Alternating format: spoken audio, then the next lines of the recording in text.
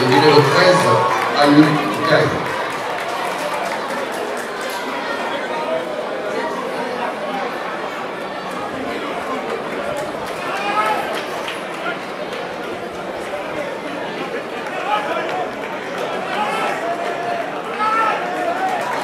Actuellement droit.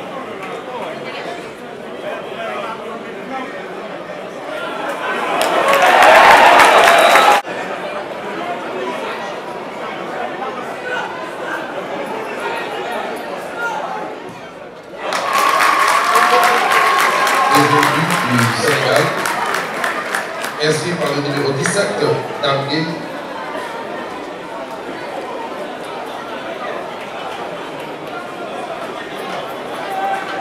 Pas fait assez défensivement, on était trop loin de l'adversaire.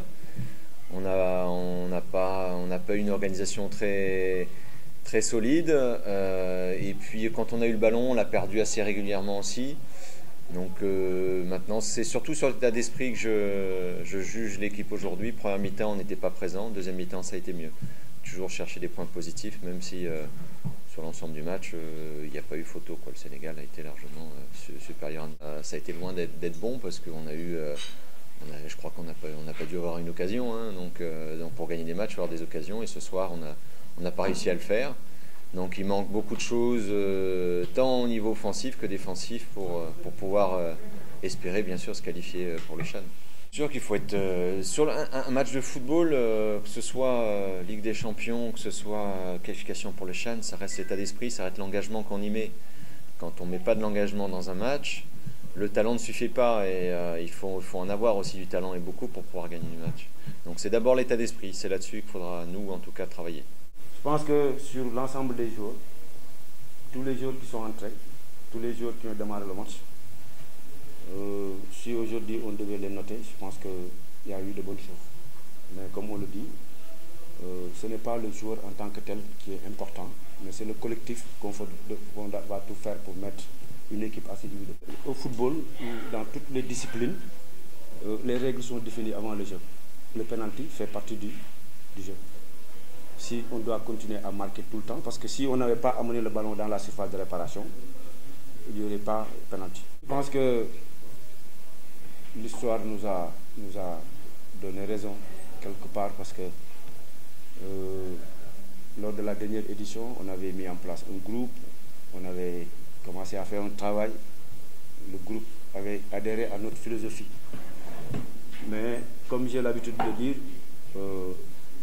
notre souhait, c'est de promouvoir les joueurs, de les mettre dans des conditions qui demain pourraient les permettre d'avoir un bon contrat. C'est ça que j'appelle une perte normale au football. C'est comme le but, quand on marque un but, on perd le ballon. Quand un joueur dans la sélection locale parvient à aller jouer en équipe A, parvient à décrocher un contrat, je pense que c'est une très bonne chose. Maintenant, cela dépend de la politique de la fédération.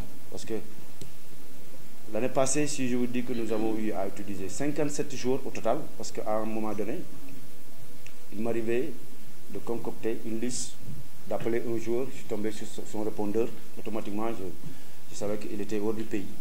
Maintenant, l'expérience, c'est quoi? Peut-être vivre une chose et essayer de l'exploiter, d'en avoir une certaine idée. Il y a une liste des sélectionnables où chaque poste est quadruplé.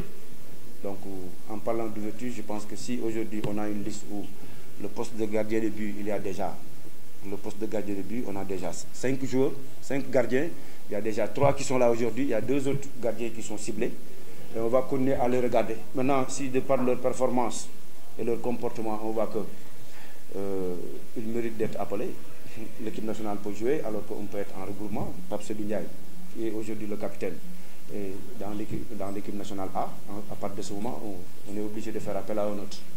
C'est la particularité peut-être du football africain, parce que aujourd'hui, un joueur, parmi ces joueurs-là qui étaient là aujourd'hui, s'il y a quelqu'un qui a la possibilité d'aller signer un contrat ailleurs, mais on va applaudir. Bien vrai que ça va nous affaiblir, mais quoi qu'on puisse dire, c'est un mal nécessaire.